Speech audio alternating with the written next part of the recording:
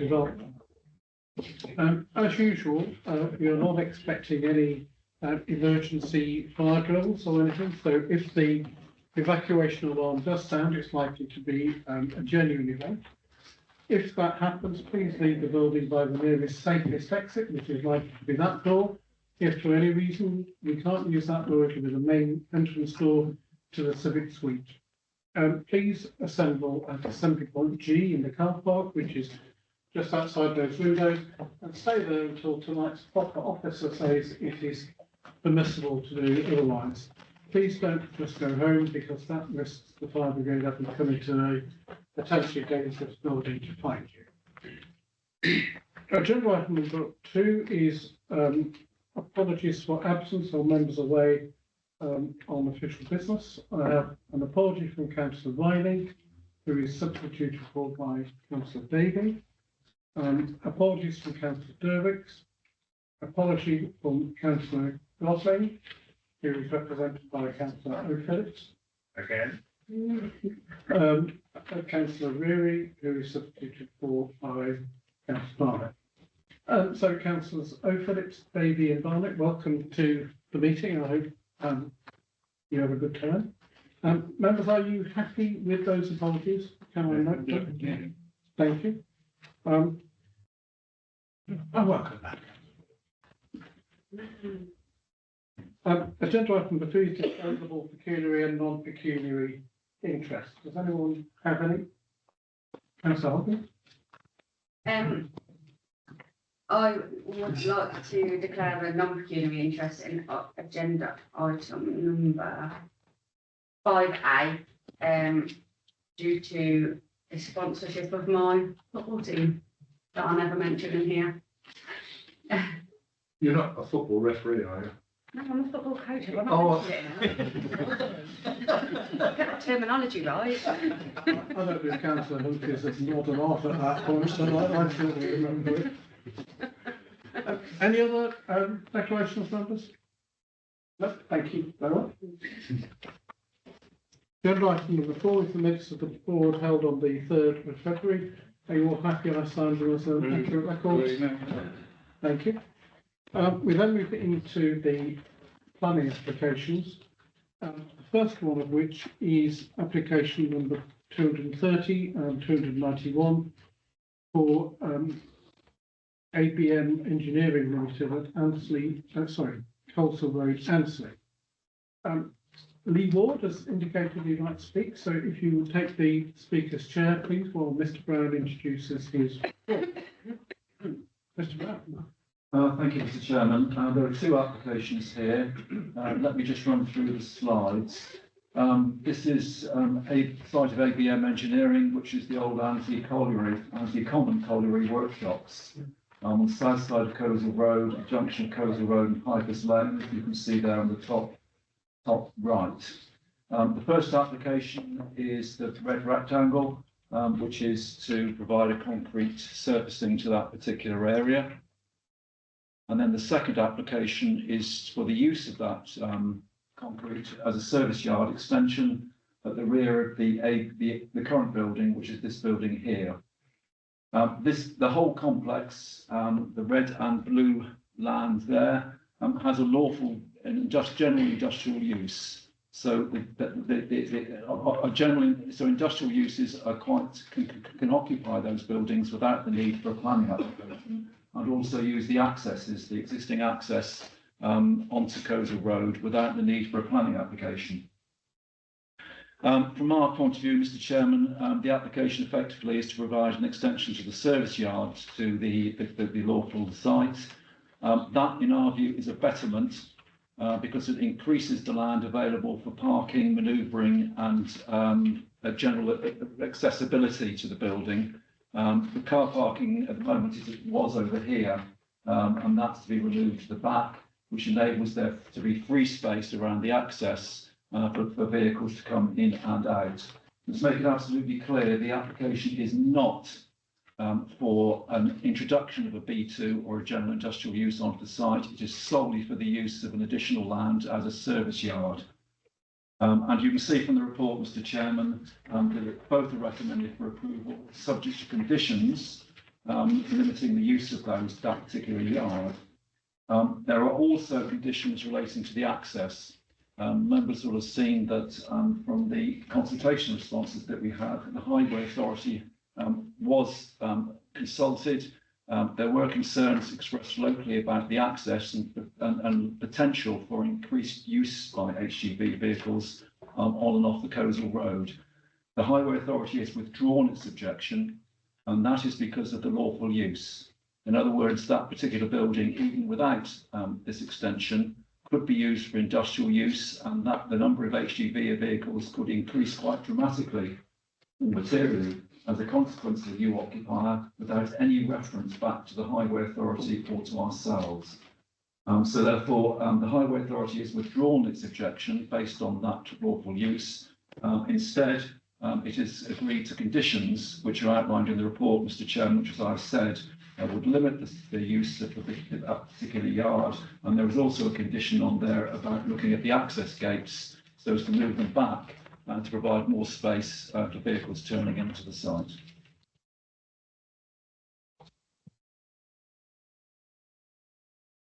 Mr. Ward, welcome to the council. My colleague will explain the rules on public speaking. Good evening. You have 3 minutes in total to speak. I'll give you a reminder when we're at the 3-minute marker, and I'll start the clock when you start speaking.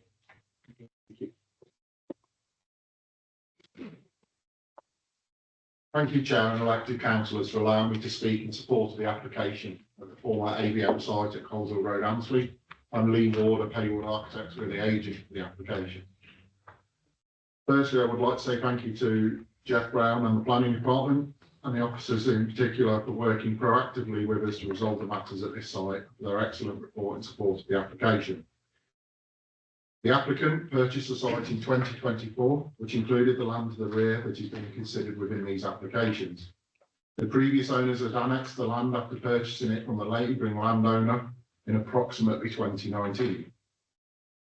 The land was then separated from the neighbouring field and access created from the adjacent commercial land known as ABM.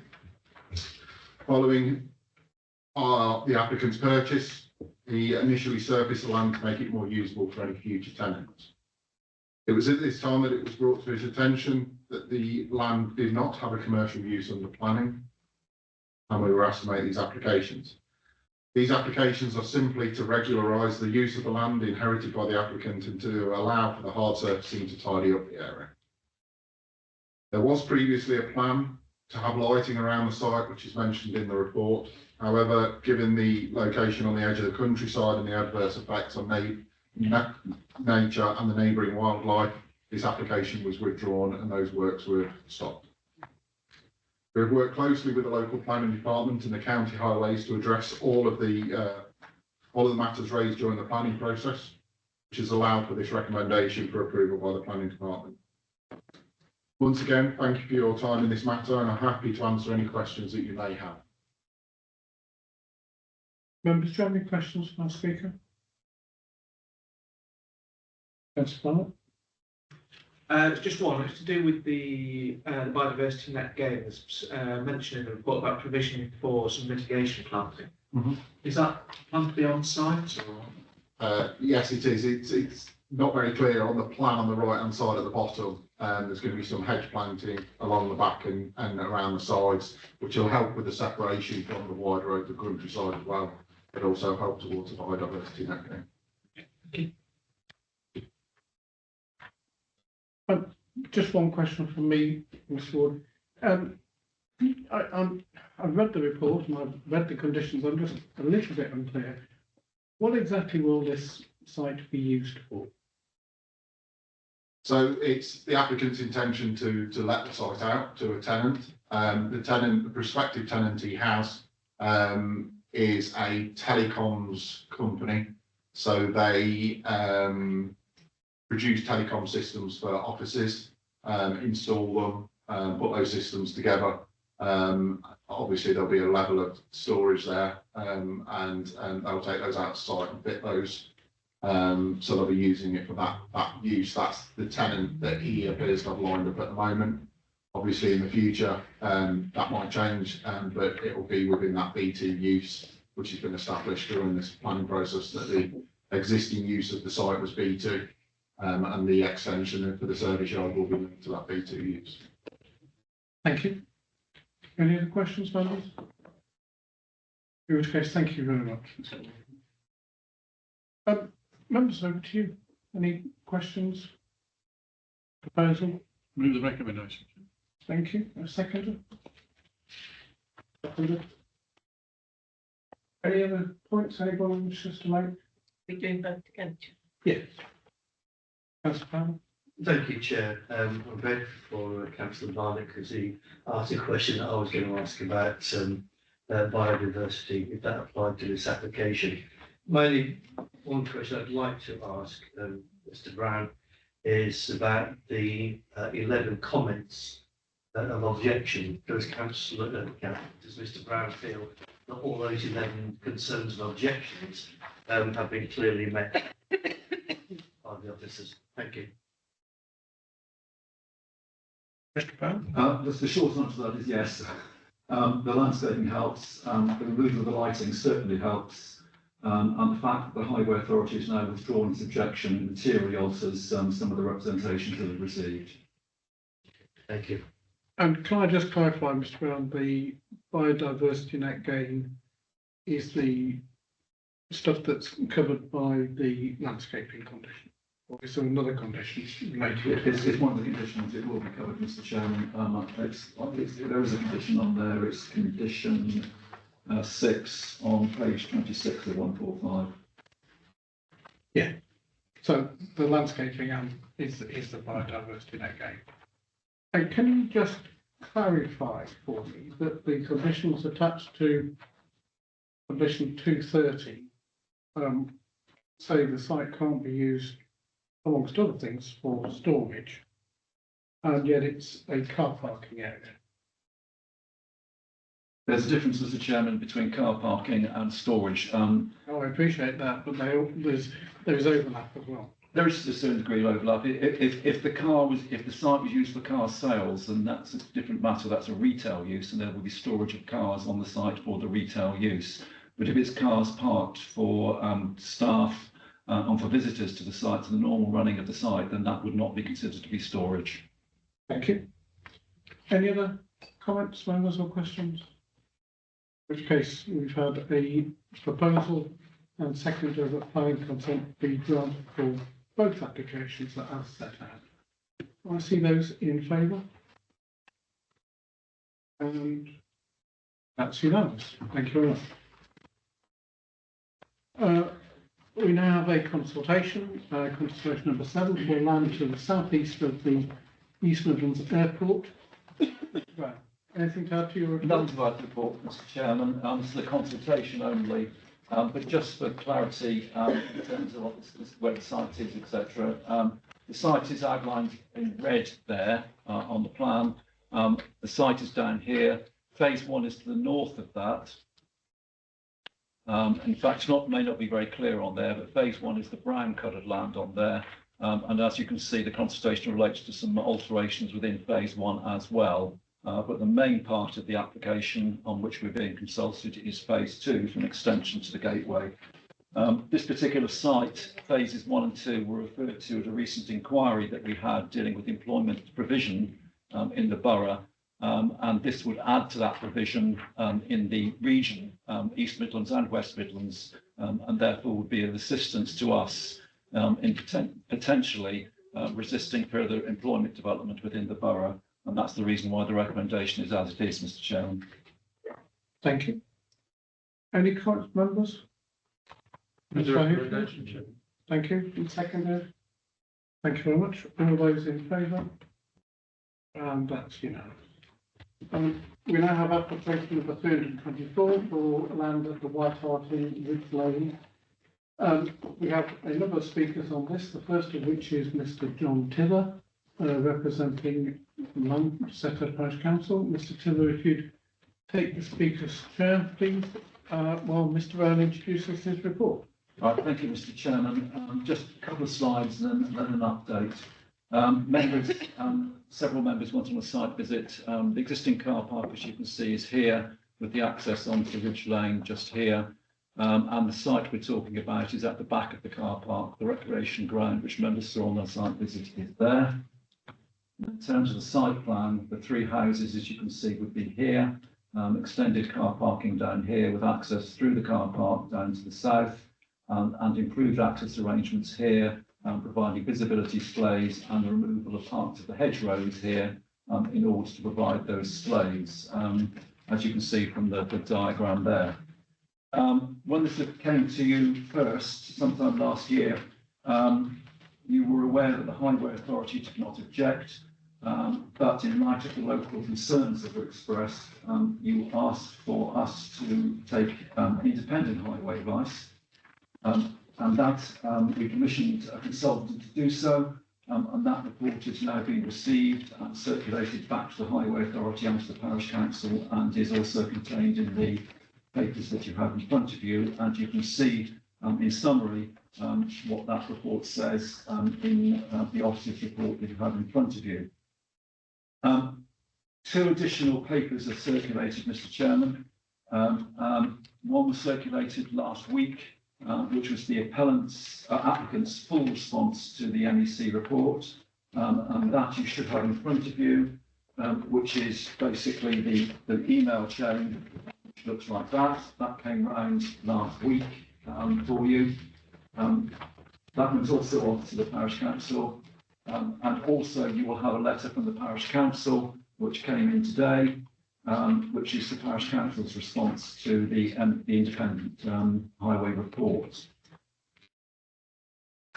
The basis, Mr. Chairman, of this is that the site is within the development boundary for Ridge Lane, and therefore there's no objection in principle to new housing on this site. That's therefore a matter of looking at the detail. And I think that the only issue which the board has raised an issue with is the highway aspect. The Highway Authority continues to not object, and also the independent report has not said that this particular proposal would lead to severe problems on Ridge Lane. And I use the word severe because that, in fact, is the terminology used in planning policy guidance. There has to be severe problems if there's going to be a highway reason for refusal. I'll leave it at that, Mr. Chairman, because I know there are speakers and there will be questions of those speakers as we go through. But those are the bare bones of the proposal that you have in front of you. Thank you, Mr. Bell. Members, can I just check that you all have these two documents and that you've all had the chance to read? Thank you very much. Welcome to the Council House, Mr. Taylor. My colleague will now explain the rules on public speaking. Good evening. You've got 3 minutes to speak. When you get the 2-minute marker, I'll remind you you've got 1 minute outstanding, and I'll start the timer when you start speaking. Mr. Chairman, the definition of a road is a wide way leading from one place to another. Let's be clear. The applicant wishes to establish a road through a narrow car park to enable residents of the new three-dwelling development shoehorned into a plot of wasteland at the rear of the White Hart pub. So 3 dwellings, 6 residents, possibly with children, 6 vehicles, 12 to 18 journeys per day, plus pedestrian access through a car park. As I pointed out in my last presentation, the intention directly contravenes policy H1, section A and B of the legally adopted neighbourhood plan relating to infill sites. There is no unacceptable adverse impact on the neighbouring properties through car parking or additional traffic, and section B says tandem development must have direct highways access. The distance of 4.5 metres between parking bays does not meet the usual requirement of 6 metres, and although this is certainly a historical legacy matter pointed out by William Braley from Vista in November 24, there is now to be an additional element of 3 dwellings, necessitating the road. So what is the primary site usage, road or car park? The proposed splay of 2.4 by 2.4 metres has been physically marked out by myself and Councillor Hopkins. Photos have been submitted to the Planning Committee illustrating 2 issues. 1. Visibility is severely restricted when exiting the car park road, especially when cars park close to the exits, and made worse if 9 wheelie bins are sited on the westward side, worsened if some form of fencing is erected to define the area. The legal requirement of 5 metre width access to the first 7.5 metres will result in a loss of 2 parking bays from 18 to 16. The much needed improvements to the junction of Bridge Lane and Monks Park Lane, less than 100 yards from the car park road entrance, has been shared with the planning committee last month. The purpose of this scheme is to reduce the speed of vehicles entering the lane by remodelling the present wide splay and creating a central pedestrian refuge. Incidentally, a speed reduction project devised by the Highway Department, the same Highway Department sees no issues with traffic and visibility at the car park entrance a stone's throw from the junction. The scheme is welcomed, but when implemented, will prevent car parking opposite the pub, giving them the only parking option of using the car park road. To conclude, physical safety concerns to vehicles and pedestrians, frustrations, congestion, wide delivery vehicles literally unable to get through the road when the car park is busy, make this application unrealistic. Mr. Chairman, what is realistic is to extend the car park through to the boundary with the playing field to provide additional parking bays. This will encourage more off-road parking, reduce congestion and attract more patrons to the pub. 3 minutes are up. Thank you. Thank you, Mr. Turner. Members, do you have any questions for our speaker? Councillor Bell. Mr. Turner, can you say a little bit more about what's in Manchester's name? Yes, indeed. Yeah, which I have here. If I read through it, development will be supported on sites as long as the following criteria is met. There is no unacceptable adverse impact on the immunity of neighbouring properties through loss of privacy, daylight, visual intrusion by building or structure, car parking. And B, tandem developments must have direct highway frontage access. That's section D. Simple. If you've got the plan in front of you, I've got it here, but I've made a note that policy SB1 might also have been relevant. I think it made a comment about any new housing must provide new vehicular access. We got that there. Oh, I haven't seen a look. SB. I think it's before H1. Okay. Oh, yes, it can. Right. So development within the Bunsetter Village and Ridge Lane. Proposals for development of Ridge Lane will be required to be the following criteria. Following containing the boundary, mix of size and dwellings, reflect the character, and provide for a new vehicular access from Ridge Lane. That's what it says. Yeah. Thank you. Any other questions? Councillor Bell? So I think I heard you say when you were talking that you had an idea for something that might happen. Were you talking about extending the car park? Yes, Can yes, you that just could be. explain that a bit more? I didn't quite. Yes, the current wasteland could be used as an extension to the existing car park, Oh, for making the more parking bays and easing the congestion all around really within the Ridge Lane, top of the Ridge Lane area there. Be a nice facility for customers. And can I just clarify, is that instead of? Yes, indeed. Any other questions, members?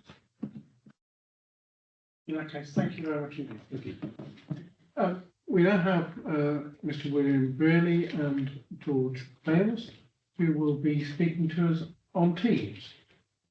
Gentlemen, welcome to the Council House. Good evening.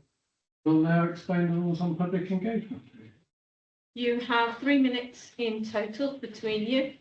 When you hit the 2 minute marker, I'll let you know that you've got 1 minute outstanding. I'll start the timer as soon as you start speaking.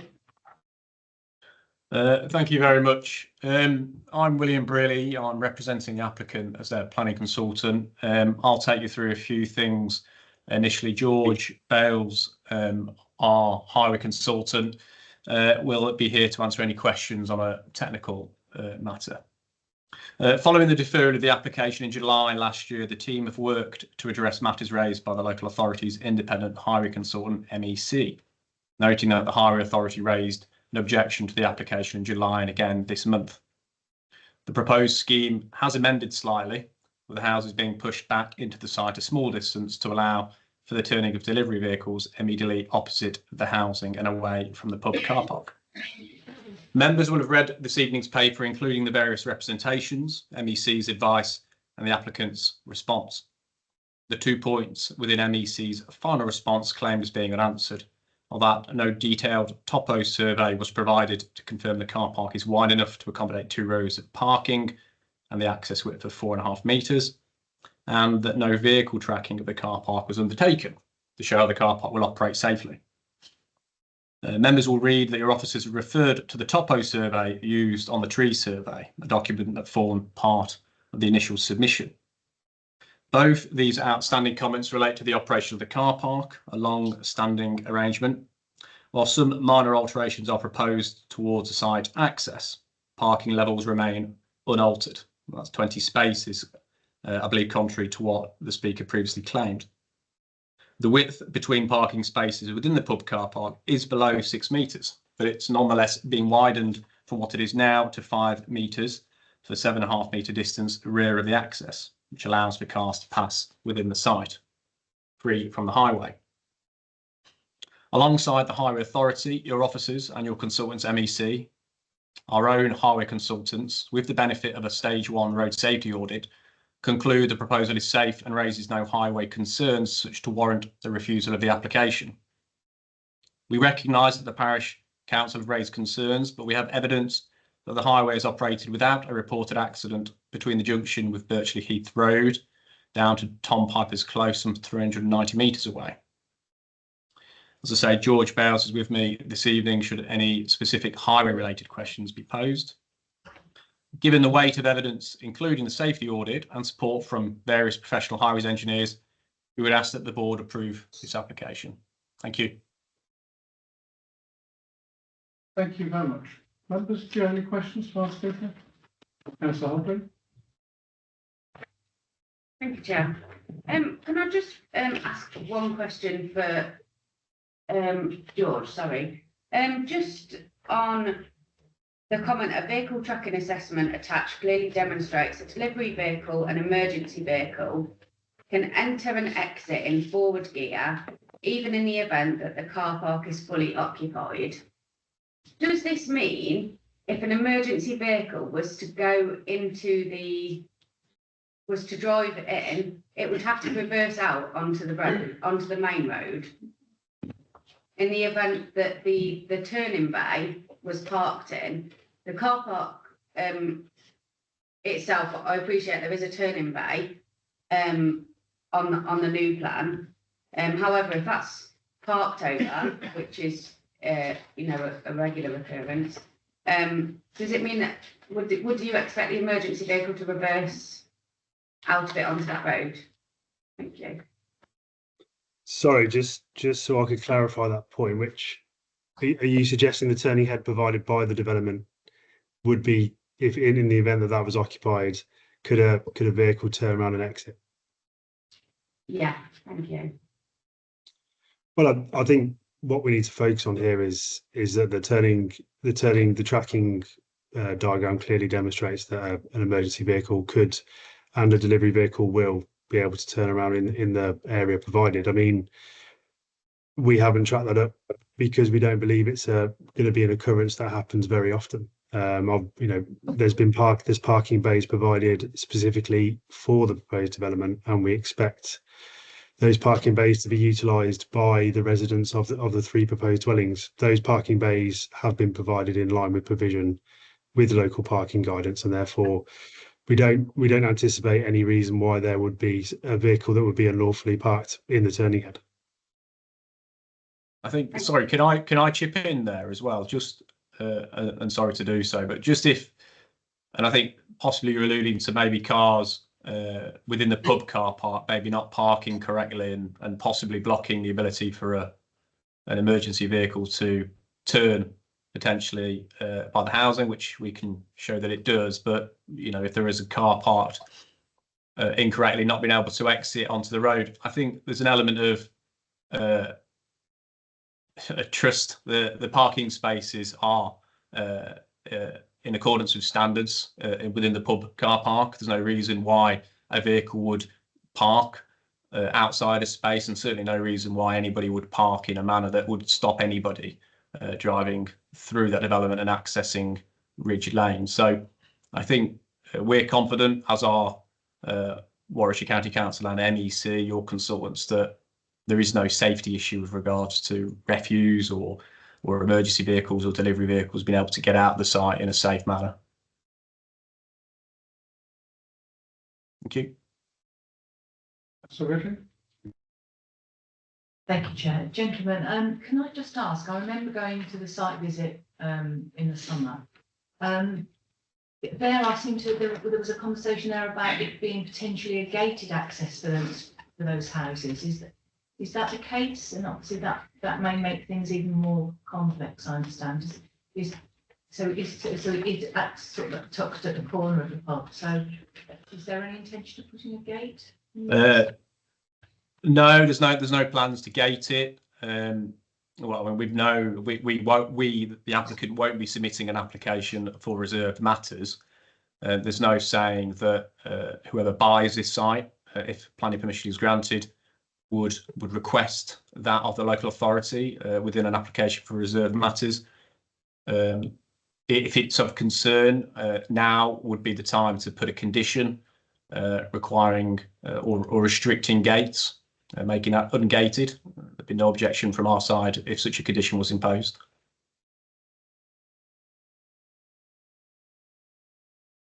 Councillor Fowler? Thank you.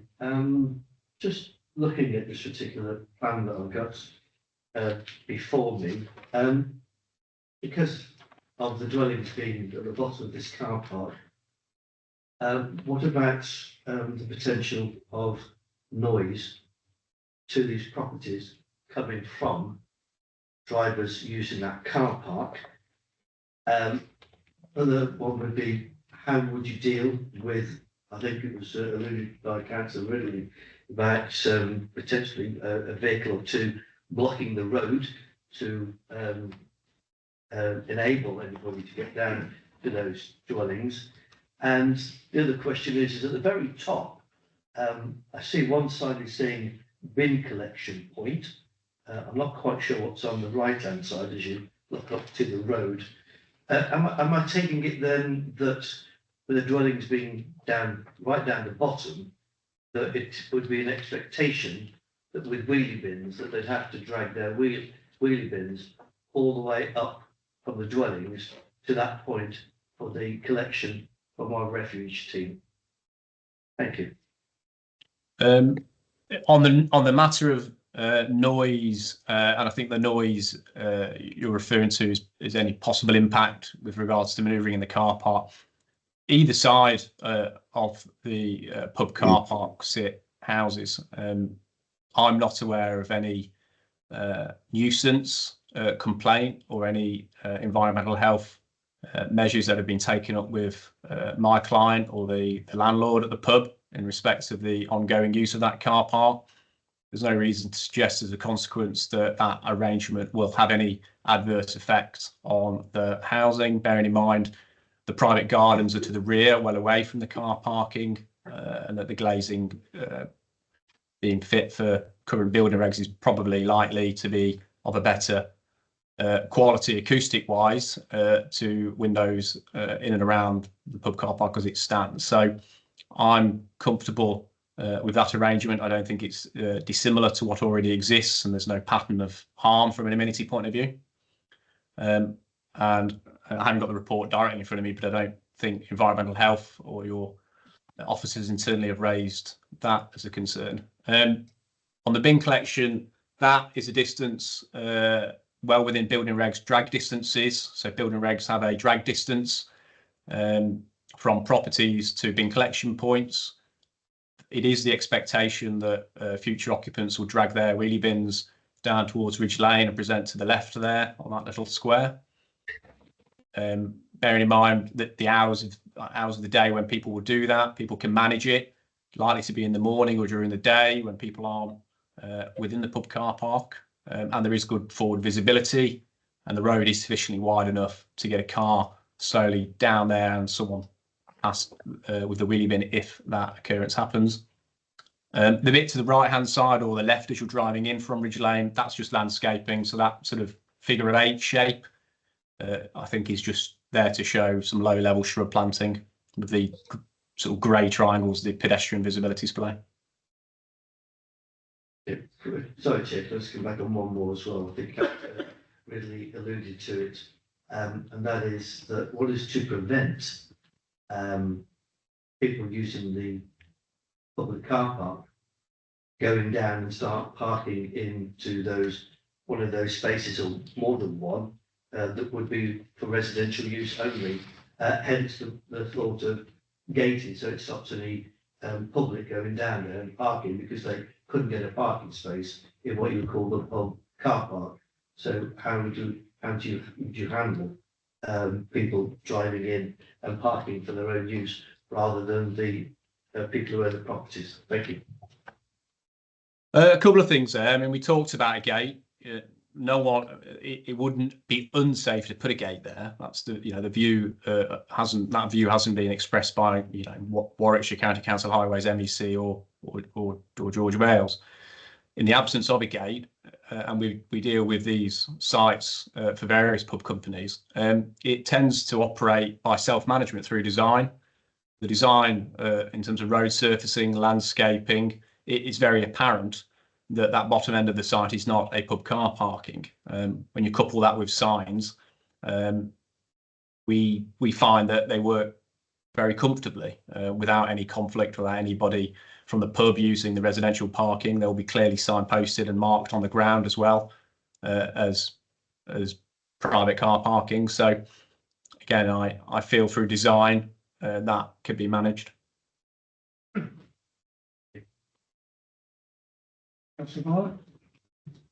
Hi, looking at the car park plan and the kind of 4.5 metre gap between the parked cars. I mean, knowing the site quite well, there's quite a significant hedgerow along the western boundary currently, which doesn't really seem to be represented on the plan. And I can't quite see how you can get those dimensions with that hedgerow in place. Are you planning on maintaining that or removing it? So it's not quite clear. There's no plan to remove the hedge. I can't. The hedgerow on the western boundary there. There's no plan to remove it. Those measurements are taken from the topographical survey. So the hedge line there is plotted, but obviously, throughout the growing season that will change. I can't recall when the topo was undertaken. So that is a message we'll feed back to the applicant and to the tenant in terms of the management and maintenance of that. And that is within the red line. So that management programme can be included as a condition if you so wish, but it is not our intention to remove that hedgerow. I think if I could just add to that point as well, Will, the topographical survey is undertaken by an independent survey team, and clearly the dimensions on that topographical survey are correct to the centimetre, and you can easily get the required distance between the parked vehicles and the existing access road. Those designs and the dimension of those designs were incorrectly referenced by the parish council in their opening speech, and actually the 4.5 metres that we allowed for in the access is within Warwickshire's design guide guidance for an access to serve a number of these dwellings, which is why the local hire authority, Warwickshire County Council, have recommended this for approval and don't have any objection with the access design because it is within their design guidance.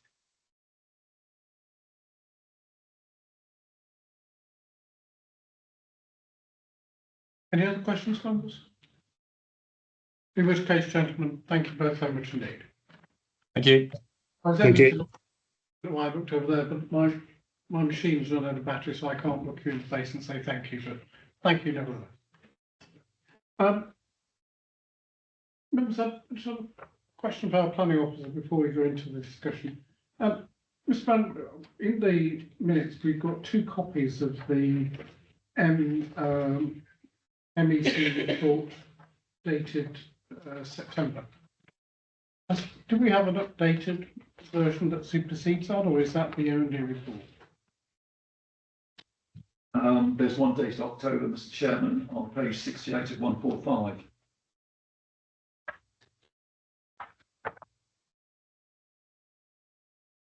That's on NEC.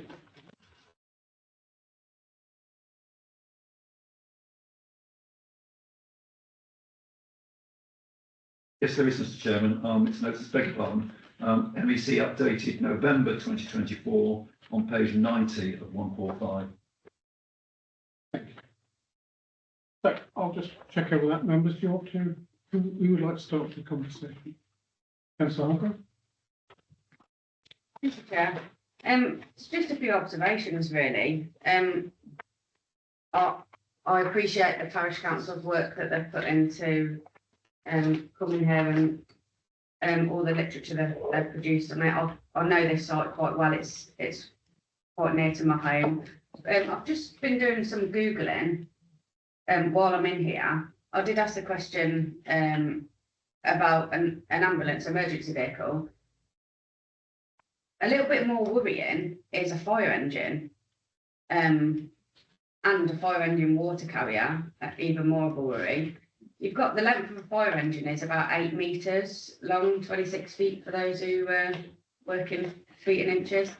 That would be expected in the event of a fire to, I presume, reverse onto that main road. There's a water carrier is 9.5 metres long. So again, that kind of emergency vehicle would have to reverse onto that main road. And to rely on trust for parking is a little bit worrying. So unfortunately, I can't support this application, and I'll be leaving it at that. Thank you. Thank you. Councillor Phil? Thank you, Chairman. This is a really tricky application. I know this area really well, and intuitively it just doesn't feel right. However, that's not planning, is it? It doesn't feel right. There seems to be quite a lot of highways issues, but not only Warwickshire County Council, but a highway specialist have said they have no problem, and that includes presumably the turning at the end. However, I've got a question for Mr. Brown, which is, one of the things I'm really concerned about is listening about what's in Manchester Parish Council's neighbourhood plan, which we are told is part of the local plan, which has weight and needs to be taken into account. So how much was that taken into account when this recommendation was put forward? Thank you, Mr. Chairman. Clearly, the local plan is part of the development plan, therefore it carries full weight. However, the Highway Authority has no objection to the highway issues raised in that neighbourhood plan. And that's the reason why the recommendation is as it is. If the Highway Authority had recommended refusal, then the neighbourhood plan would have been referenced within a reason for refusal. Thank you. We'll come back on that, please. So the neighbourhood plan is not just about highways issues, it's about quite a few other issues. And I am concerned that that may not have been taken entirely into account when the whole balance was put in for this report. And I would like perhaps a bit more investigation on the neighbourhood plan, possibly. So I'm not sure how we do that. Is it for a deferment maybe, so we can do that? Mr. Brown? Thank you, Mr. Chairman. Clearly, this is not the first time this application has been reported to the board. Appendix A is the last report, and if you look through that report on pages 40, 41 and 42 of 145, you'll see that the principle of development is covered, character and appearance is covered, amenity is covered, ecology is covered, and other matters are covered. So therefore, I would argue that the full weight or full issues covered by the neighbourhood plan are already being looked at by the board. A further question from me then, Mr. Brown, following on to the one I asked, and thank you for pointing me to the right version of the report by our consultants. I perfectly understand your comments in respect to the Highway Authority not having raised an objection. I think it was in response to that the board decided to have their own independent view, And it's the independent view that I am going to focus on rather than on the Highway Authority. And in the most recent version of their report, our consultant recommends that, and I'll quote it, currently my recommendation would be that this application should not be granted highway approval based upon the concerns raised in this technical note. In your report, you've referenced that, saying that 4.8, whilst the MEPC report does not necessarily draw a firm conclusion as to whether the arrangements are inherently safe. So I understand you're addressing what that said. My question is, for a legal interpretation, we have our own consultants who have recommended that this application be not granted until issues are dealt with. And our officers are quite reasonably saying to us that they haven't drawn a firm conclusion, which I understand because they're asking for more information upon which to base that final conclusion. What is your guidance to the board in that circumstance? Those circumstances, we can obviously put conditions in, looking at what the recommendations are, so putting conditions in place to rectify those conditions and those proposals within the report. So if we can, How would the board consider those conditions, given that we're all lay people? We haven't got any in front of us, and from my understanding, Mr. Brown, conditions have to be agreed with the applicant in advance anyway. I'm not sure where we go with that. Pre-commencement conditions have to be agreed with the applicant, Mr. Chairman, not all conditions. And the applicant is comfortable with the conditions that you have in front of you tonight. But do they address the recommendation of our own consultant? They do, Mr. Chairman, because the Highway Authority has got no objection. And as has been indicated to you by the speakers, the Highway Authority has looked at a road safety audit and has got no issues with that. And that was the key element from my point of view, which led to the recommendation of approval, because despite the concerns raised by the consultants, a road safety audit has been undertaken and that has resulted in there being no objection.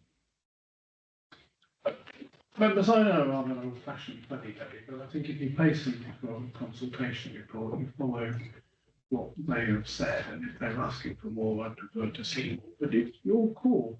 Would we be absolutely safe in making a decision when our consultant, who we have spent our taxpayers' money on obtaining, is asking for more information? Is it safe for us to say that we can make a decision when our own officers are saying that it doesn't necessarily draw a firm conclusion as to whether the arrangements are inherently safe or not? officers do follow both reports, recommendations, so they have considered everything, and then based upon those recommendations, they put the report before you. So they would have taken each report's view into place. I completely agree and understand that. That's absolutely what I would expect.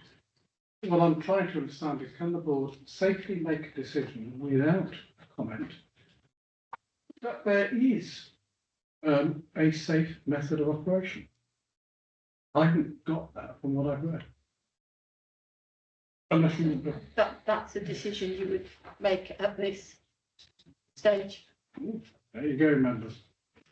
Any other comments? Councillor Hoffey, then Councillor Philip. Sorry for coming again, Chair. Can I just ask a question? I can't find it. Sorry if it's in the report. The last time this came up at planning, I'm sure we asked for, I'd offered to help Manchester Parish Council with a community speed watch on the road, but there was no safe place to do a speed watch. That came from the police, and I was wondering if that was noted in here somewhere, the police's response to it. Sorry, I can't find it. Mr. Brown? But police aren't consulted on applications, Mr Chairman, not on this, it's because it's a highway issue and therefore the highway authority will provide the highway comments. Mr. Brown, I should have come back to you. Can you give us any additional comfort that this is safe? It's a matter of balance, Mr Chairman. It's not a question of whether it is safe or it isn't safe. You have to balance the judgments and assessments that you have in front of you. Our view as a matter of planning judgment is that under planning legislation and the planning procedures, this can be recommended for approval subject to the conditions. Thank you. Sorry, Councillor He's Hodge. got his hand up. Who has? William. I'm sorry, I can't bring the speakers back Oh, into okay. the It's discussion. all right. His hand's up. Sorry. Me. Councillor Phillips. Yeah, thank you, Chair. Yeah, I understand the recommendation to accept and, but I have such a lot of problems with this and I'm finding it difficult to support like you, Chair. I just think there's so much that is just not quite right with this. I certainly can't find a way to support it. And I would be happy if we perhaps defer it. I don't know if that would be a good way forward. The other councillor. Well, as you know, Chair, I have serious reservations about highways. I think we exist in the 60s and 70s when the Hillman and the Mini were popular. And I think that all cars can hold 20 or 40 pounds. So I'd love to hear from another expert that wasn't then. And I'd like to press for us. And I'd like to second that proposal. Councillor Ridley. Thank you, Chair. Again, I've got the same issue. I do support Councillor Bell's issue regarding our neighbourhood plan as well, because look, reading H1 at the smaller infill sites, I am a champion of our neighbourhood plans, and if people actually bother, spend enough time to bother day in, day out, in their own time, live, dream, sleep, eat, neighbourhood plan, we've surely got to take a look at this. I mean, H1, smaller infill sites, it flies in the face of what we are approving anyway. And I don't know when it was actually adopted. I know our local plan was September 2021, but it'd be interesting to know when the neighbourhood plan for Manchester was adopted. So I am worried about that, but more so I am particularly worried about the fact that we have paid consultants to consult for us, our experts, and our experts require more information. I wouldn't be comfortable making a judgment on something which is incomplete that we've paid for. So I would support deferment. Councillor I think, as I alluded to earlier, I think I've got real concerns around that hedgerow and the amount that it intrudes into the car park currently. And I agree that perhaps you could trim it to meet the dimensions that are on that plan, but it would have to be trimmed to such an extent that I suspect it would probably kill the hedge. So I would expect some form of something from the applicants. I think if we're going to defer it, as to how they would actually plan on managing that, either stripping it out and I don't know, but it doesn't seem achievable as it is at the moment. And I also echo the comments about the neighbourhood plan. I don't think enough weight has been attached to that at all. Councillor Fowler. Thank you. I would agree with Councillor Ridley and Barnett when he referred to the neighbourhood plan after all the work that they've been through on that. I have to say, maybe it's just me, but I'm thinking plots down the very bottom. I'm thinking you've got to drag your bins all the way up to the top. I just think, no, that's for me, it's not on, but it's down to people want to buy a property if it went ahead. But funny thing is, I looked on the plan and I saw this little long piece on this. So I Googled it and I think it's a marquee. And so I'm thinking again, with properties down there, it's the element then of noise coming from the pub. Because of obviously that marquee is going to be for some sort of celebration or something, and therefore there's noise onto that. And I think I agree, more information is needed, Chair, and I would agree with deferment. So, members, I think we've had a fairly long conversation. I've read the reports, both of them, in a number of times to be sure that I understood where we're coming from. I am unclear as to the extent to which we need to be satisfied on safety. But I do think our own consultant is prompting us to say, in their mind, he hasn't given us a clean bill of health. I think you have raised issues in terms of the hedge, the bins and the neighbourhood plan, all of which are reasonable for further consideration. I'm equally quite cognizant that this is a 2023 application. We've had this for some time, and in fairness to the applicant and to the objectors, we need to reach a decision. So if we are to defer, I think we, in fairness to all parties, need to bring this back to an early meeting so that we make a decision. But to my mind, whilst I can understand the policy context, I would be really wary of voting either way until I have clarity, particularly from people that we have paid to report to us on safety. So, members, a brace of councillors Philip have proposed and seconded that we defer. Can I see those in favour of deferment? That's unanimous. Thank you. So, Mr. Brown, do you have what you need to provide a further report to the board? Yes, Mr. Chairman. Yes, Mr. Chairman, I think what you're asking for is an explanation of how H1 in the neighbourhood plan is applied. And I think Councillor Shutt, you mentioned SB1 as well. SB1, I think. Yeah. In other words, how the neighbourhood plan policy is applied in this particular case. You've asked us to look again at and ask NEC what their concerns are, and also for the applicant to respond to that incomplete information. We'll check on the hedgerow with the applicant, and also see whether there's any movement on the matter of bins, and also we'll have another discussion with our environmental health officer on the noise issue. Was there anything else, members, or is that up on this? Look at the gates, please, because I'm sure I have a conversation about the gate. Thank you, Davina. The words of any doubt.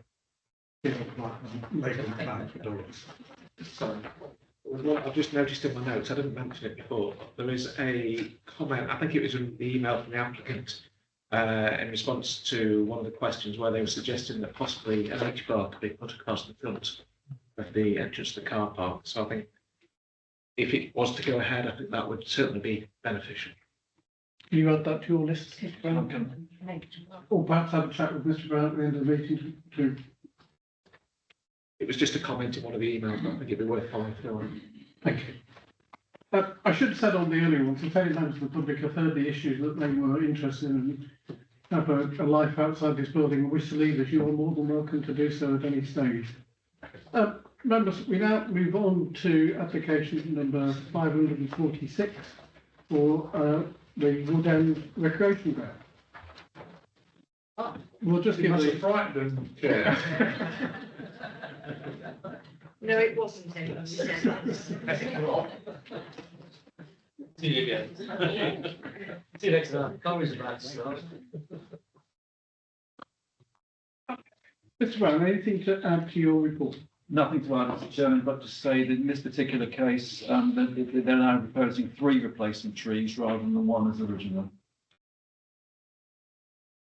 Thank you, Chair. Can I just say how pleased I am, because I did say when this came up before, that we had at least possibly 2, if not 3 trees. So I'm pleased that that went forward. Thank you. I will always think of you as 3 trees fan. Thank you. Anything else, members? Councillor Phillips? Yes, I'm not, obviously my ward, it's a bit frustrating really, and I've got a bit of history with this, so I won't go into all that, but I think when these subsidence reports come to us, I think we should be pressing or should have more detail. I think because I'm not saying it's not accusing in this case. I'm just saying though that in the past and also in other things that I've dealt with, it's very easy to throw subsidence out there, and it instantly instills fear into anybody, especially if you run an establishment and you want to damage someone's property. I'm not saying that's in this case, but it's very easy to throw it out there to get something cut down. And I would just like to make sure that when we're going forward, we're not going to do now because it's where we are, but really we should be providing more evidence. And I think we should have more photographic evidence of the damage being done or alleged to be done and have a bit more recourse, because I think it's only 40, 50-year-old tree, I know, but it's like we've got a tree in the village that's over 400 years old. It's literally butted against the property and it's not causing any subsidence. So it's a bit of ignorance on my part. I don't know if it's too close to it, you don't get subsidence or not, but it would be nice to have that knowledge on a bit of paper so we can make a more informed decision. But I understand where we are. I'm not happy with the tree coming down. As Phillips, I wholeheartedly agree with you. In my day job, I deal with insurance companies and lifting substance, and it's always caused by a tree. And one of the last ones I saw was a Cotoneaster, which was the weediest specimen you'd ever seen, and that was on its own responsible for substantial subsidence. There are many potential causes. Members, any? Councillor Ridley. Yeah, I looked at this with interest. I actually spoke to Councillor Phillips on the right with her about this. There's been an issue on my ward with a tree, and that excellent planning officer Amelia actually sent me something in relation to value of trees, and I had no idea, actually, probably to my detriment, that there was a value to be placed on trees, and the value of the tree that I learnt of was over £300,000. So consequently, that I think is weighted against the work that is required to a building or structure in order to rectify the damage caused by the potential subsidence. So I don't know if that, in this case, whether that has actually been calculated, whether the tree has got a value according to the capital asset value for amenity of trees. If that's been done in this instance or not. I have no idea, Chair. Councillor Phillips on the left. So most probably yes, that's how. So I'm not sure. That's how it's sort of done. In what my sort of point should be really is that's how they determined it. It's not worth the fight. Is what's down to. I think it's probably more down to us in this room. It's something we want to protect to maybe push for that later. Because I think, and I understand too, we can't fight every single battle, but in this case, I think it's. I would like more information on how that was weighted. It's well, I think really.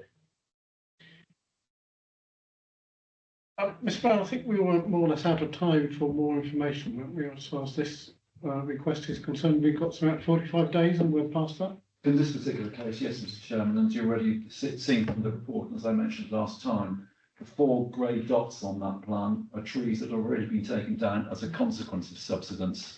And you can see this one is in the middle of that, and therefore the value of this tree, we haven't actually got that information, but the value of this tree will be lessened considerably because of the 4 that have been taken down on either side. As I look, and this is why I think going forward it'd be nice to have that sort of information, because we've got into a catch-22 now, haven't we? Sort of it's diminishing value as we go. When maybe someone managed to get a tree down, potentially not, they're not pledging in this case, but we could have a tree that might not have been needed to take down, and then we get a trend going. Before we know it, we've lost the oaks that we're going to be there for potentially a couple 100 years, and now we're starting afresh just inside the field. And what if we have, so that's why I'm driving forward. Really, I'm just making. I'm on a rant. Councillor Phillips and Councillor Foss. Yes, thank you. I think that bears thinking about it. These are oaks put in a field. I mean, I think the oaks were there before the houses were put there. I thought the onus would have been on the developers to make some sort of mitigation when they were putting this up, or being some distance away. As I say, we are where we are, but I mean, it just seems such a shame that these things disappear without, we're putting new ones up. But they're 50 years behind these, and these, like I say, they're 70, 80 years old. I think I've been there for some years. It's just, I say, if more information would have been a bit more robust against sort of what's going on, you know, like you say, you deal with it all the time with insurance, and I know, and in some ways it's easier to sort of say, well, either we'll chop it down or pay up or do it, than sort of fight it. And it makes you think when we grant permission for houses and then people sort of then move in and say, oh, that tree's annoying our building, you know, subsidence or something, and it's been there for years, you know. I say we've got no argument against it, and I don't want to prolong the meeting any more than we need to, Chair. But I have absolute sympathy. You know, in my garden, I have a tree 3 feet away from my tree's 3 feet away from the house. When the insurance company last came to talk to me, they said I had to remove it. The old horticulturalist said if I did, I'd have a bigger problem with heat, because the water's coming. I think, Mr. Brown, you know, we all know we are where we are with this. But what I would like, before I ask Councillor Humphries to join, is in the future where there is a succession, previous ones have been removed, where the allegation is other properties were affected by subsidence. Did the removal of the trees actually fix the problem? Because in my experience, a lot of times it doesn't.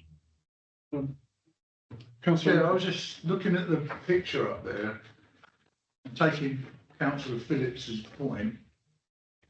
It's coming back, isn't it? Because there's various trees of various sizes. I don't know if they're all old trees, some are smaller, but they're all in the back garden. So this could become every time somebody has an issue, it's going to become a problem.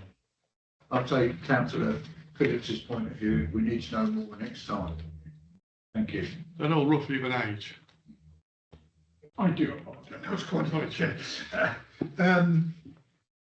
Well, it would seem to me, I mean, Councillor Phillips has raised some very, very good points. I think you've raised a very, very good point as well, Chair, and I think we need to have a look at it.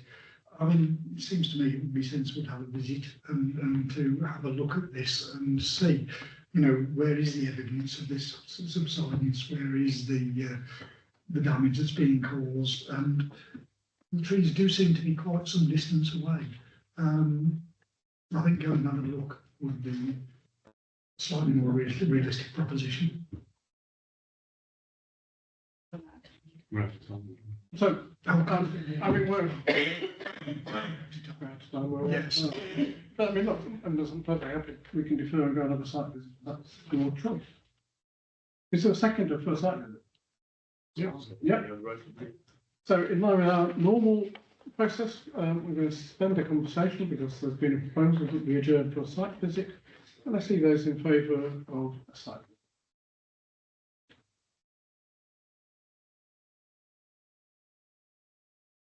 And those against? That's carried. We adjourn to a site visit.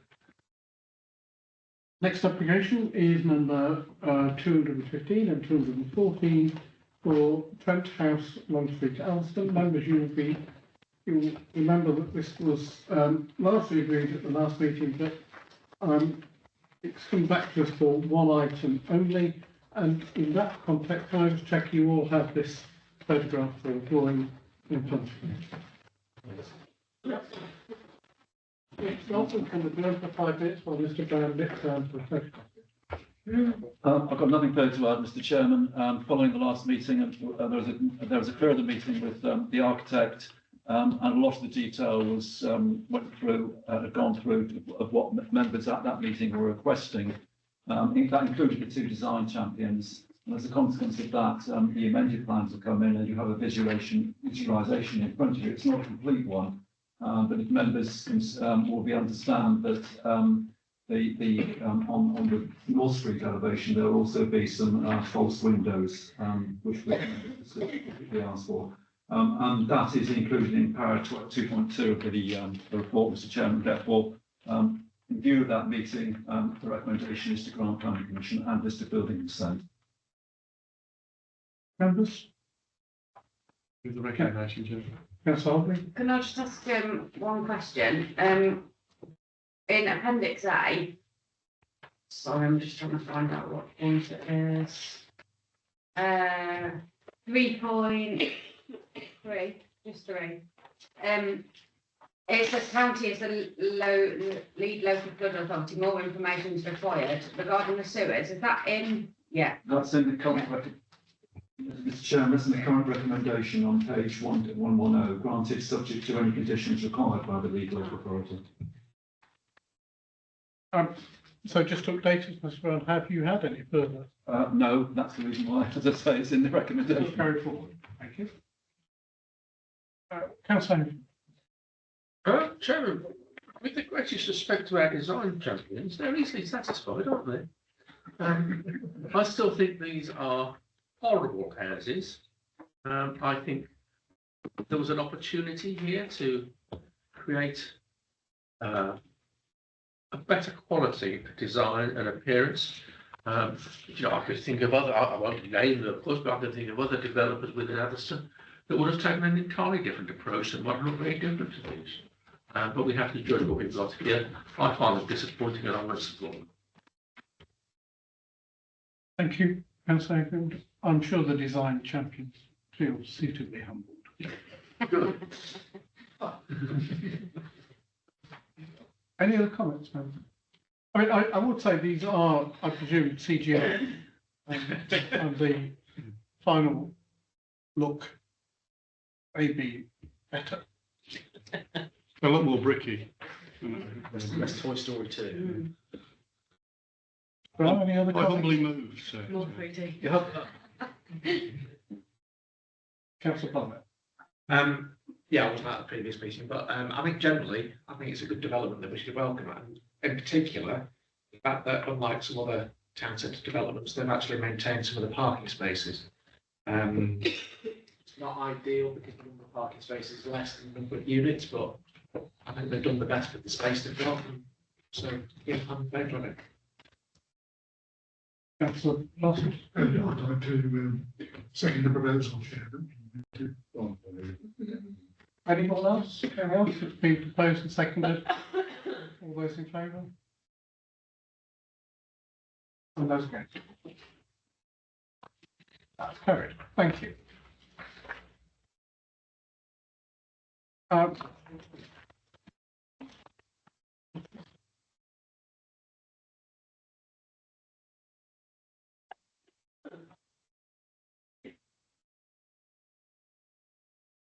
We now have agenda item number 6 for a tree preservation order at the junction of Birmingham Road and Orton Close Water, or anything to add to the report? Mr Chairman, this is just to confirm an order in light of the observations which we've received.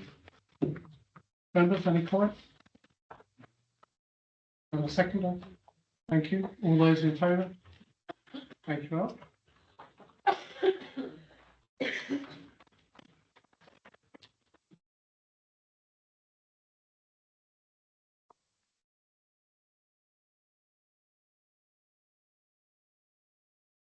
I move agenda item number 7. Second.